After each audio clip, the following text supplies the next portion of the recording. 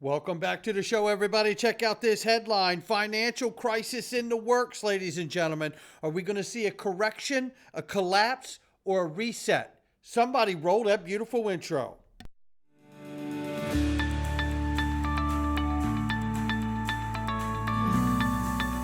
Digital Perspectives with Brad Kimes. Come on in.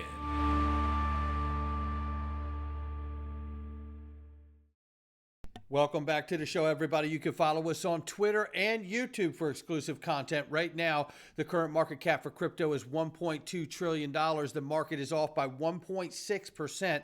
Everything is red, a sea of red. Currently falling like a manhole cover from the sky, ladies and gentlemen. Right now, just over 29,000 is Bitcoin, 1820 and change for Ethereum, 83 billion slightly plus for Tether market cap. And number 5 spot, XRP, is 59 cents, ladies and gentlemen. We are off by 4.9 in the last 24 hours and 7.8 on the 7-day. We will watch it closely. But I tell you what, this is still the opportunity of a lifetime right here. Yes, you have to be accredited, but the numbers prove it all. Over 200,000 registered users, over $259 million in total investments with 42 companies. And I tell you what, you need to take a look at it because I'm still stuck on Ripple. I don't have enough of it, ladies and gentlemen. And it's so hard to pick which one you want to invest in because there's so much opportunity here. But I tell you what, I just don't know how much longer Ripple will be an opportunity because they have said they're going to IPO. They have won the case, and whatever's remaining in that case, I tell you the truth, that's between Ripple and the courts. It's got nothing to do with us. We're free and clear, baby. XRP is not a security, and Ripple is an incredible company, and you're going to see evidence of that before we get out of here today. Click the link for link 2 and make sure you get that private equity before it runs out. Coinbase. National Futures Association, a CFTC designated SRO, self-regulatory organization, has approved Coinbase Financial Markets as a registered futures commission merchant. Uh-oh. Now, I tell you what, this is fantastic news, and I'm sure the SEC probably doesn't care for it, but I do. And you know what? Down with the SEC. That's what I say. So, look, congratulations to Coinbase on this. And I think this is a picture of the way the markets are going to look going forward in the future. Things are, I have a question, if I could, really quickly before we go on to this larger kind of, economy look that we're going to take a look at here. I just want to make this, first of all, shout out to Hbar. We celebrated them yesterday. Federal Reserve announced that they will be using Hbar inside of the FedNow system and inside the banks and all of this. And I'm very happy for them. But there's a question I have to ask here. There's no legal clarity on Hbar, and I'm not upset. I'm happy for Hbar. But I'm asking this question, does the fact that the Federal Reserve now has announced Hbar will be used, are we seeing a easing on the crypto space and the use of it inside of the financial system and the banking system? I don't know the answer. My oldest brother, Ralph, he asked me yesterday this question. I said, Ralph, that's a very good question. And I don't know the answer, but I'm putting it to the audience here now. Are we seeing an easing, knowing that Hbar has not had any legal precedent and the Federal Reserve is saying they're going to use it? We will see, but I think I want to hear from you on that one. And then let's talk about this. Michael Burry, that's right, the guy who predicted the Big Short, who did the Big Short, right? He knew what was coming. Well, now he has bet 93% of his portfolio coming to more than $1 billion that we are going to see another crash. Eyes peeled, ladies and gentlemen. And again, that is a stock market crash, right? So now, let's not conflate these things, but I want to bring this in. This is Sandy O'Connor, who sits on the Ripple board, and I think she's still there. She may have left, but she used to be at JP Morgan and then went on to BNY Mellon to sit on their board. But what's important is let me play this clip for you. And remember, LIBOR is the rate in which banks lend to other banks. it is going to change to SOFR rate, a new way of coming up with that interlending banking rate, which is supposed to be more accurate. You're going to hear Sandy talk about that. But I want you to think about what Michael Burry has done. Take a huge position, 93% of his portfolio, that the markets are going to crash. And wouldn't it be a great time to see an introduction and a changeover in the way banks lend to one another at the same time? Take a listen here. How would Ripple acquire someone like this who is a part of the transition to this new lending rate? And if you think they're switching to a new lending rate and that's just all of it, and we're not going to a new system altogether, well, you must be on planet Xanadu, because one doesn't come without the other. I assure you of that. Listen to this quick clip here. Is now used. Anyone want to guess for how many in notional values? $200 trillion are referenced off of the US dollar LIBOR rate. How many transactions do you think happens in each day on average in 3 months, which is the busiest one? Any guesses? 5 trades. 5 trades are happening on average every single day. It is the biggest inverted triangle you've ever seen. On average, its total value is about $500 million. Houston, do we have a problem?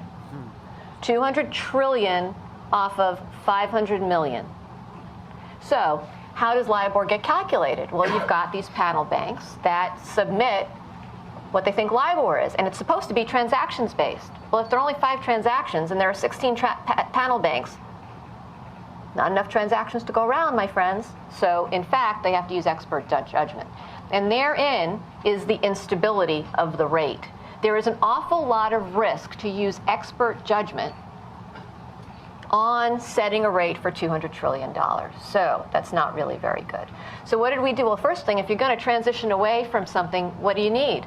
Something to go to. So this public-private partnership that has in place with public policymakers set up by the public-private partnership set in place with policymakers to come up with a new rate. The Federal Reserve Board, the Fed, the CFTC, the U.S. Treasury, OFR. We came to the table to identify a new risk-free rate as an alternative to LIBOR for use in derivatives. And we came up with this rate called the Secured Overnight Financing Rate. It's a repo rate. It has transactions, daily transactions, in the overnight of $750 billion every single day. And remember that Ripple just joined ISDA, and she talked about in use for derivatives as well. So look, all of this knee bone connected to the leg bone at my house. Okay, that's what I'm seeing here. And look, again, you have Michael Burry predicting another big correction or collapse in the stock market. We know that Sandy O'Connor on the Ripple board is an architect of this new SOFR rate to replace the LIBOR rate, which also coordinates into the derivatives market for which Ripple has joined ISDA. Then we know the FDIC, which is insurance for the banking system, thinks crypto is one of the 5 most important risk factors facing the U.S. banking sector. Okay. Yeah. And Bank of America is pushing back saying, we don't think PayPal's stablecoin adoption it's unlikely to be significant in the near term. Okay. Yeah. Well, you know what? That to me is like one of those, that's the big banks stalling, suppressing the market, and what's going to be. Look, embracing forward-thinking regulation from Donnell Dixon here, and Singapore's stablecoin legislation addresses the complexities of these digital assets. The move follows the path of nations like UAE and Japan, who are creating their own policies to incubate innovation in crypto. Look, that's what we're talking about here. These banks can stall all they want. It's coming.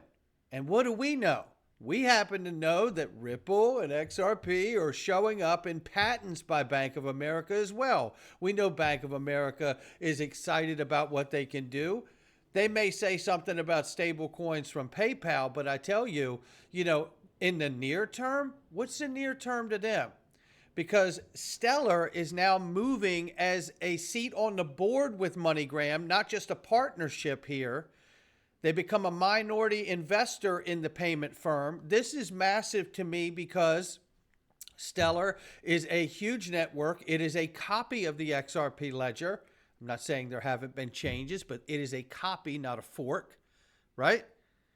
I believe that because it is the same technology, that the decision that came down from the Ripple versus SEC and what was said about XRP could simply apply to XLM because it is a copy of the XRP ledger.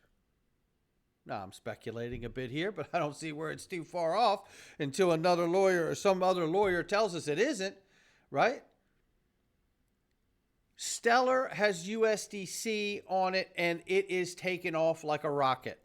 My point being is this.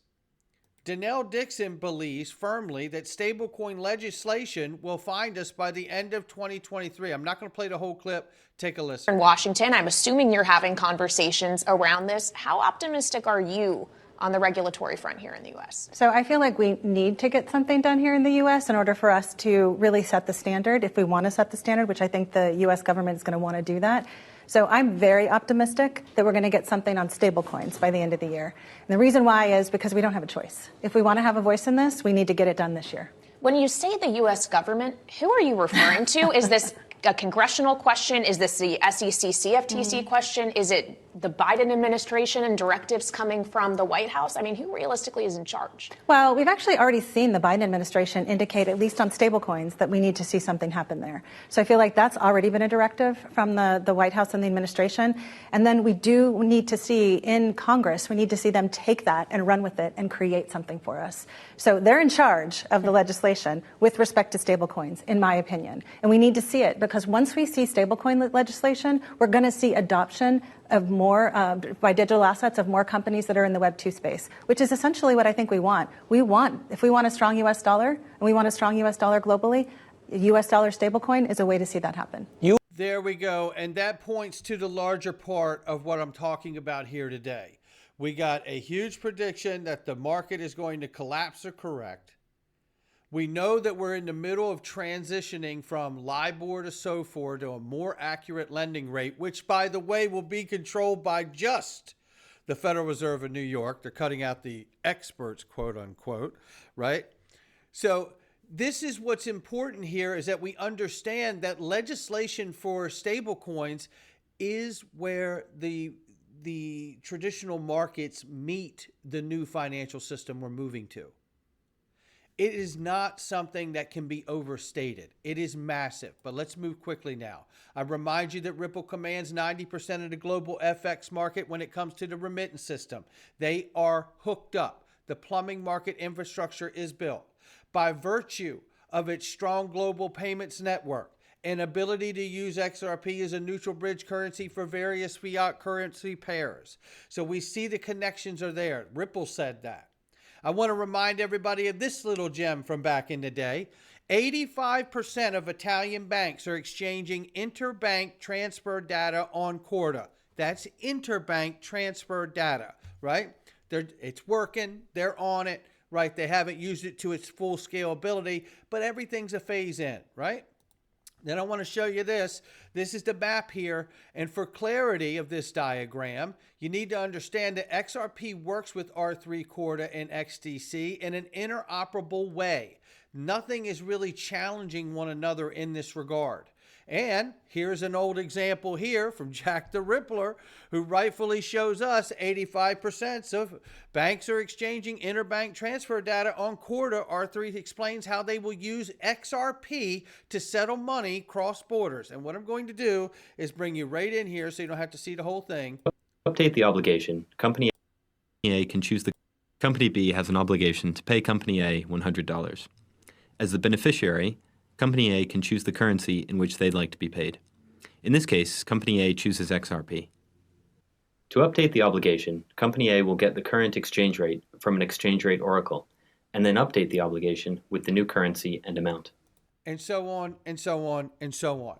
So as we sit here and look at the landscape outside of the digital asset space, we see a huge call for a collapse or correction in the traditional market. We know we're poised to see a new interbank lending rate introduced to the world of finance. We know that that architect is actually a Ripple board member. How does this happen? We know that we're on the cusp of seeing something be done with stablecoin legislation at the very least, where it begins to marry this technology to the Web 2 world and the finance world. This on-off ramp connection is poised to take off like a rocket, because behind the scenes, we know things like 85% of Italian banks are exchanging interbank transfer data on Corda and have been for years. At some point, we are going to see the actual use, real-time application of the asset XRP and others to help move us to the new financial paradigm shift that we are in the process of right now. Not financial advice from me or anyone else. I couldn't be more excited about where we're going. I'll catch all of you on the next one.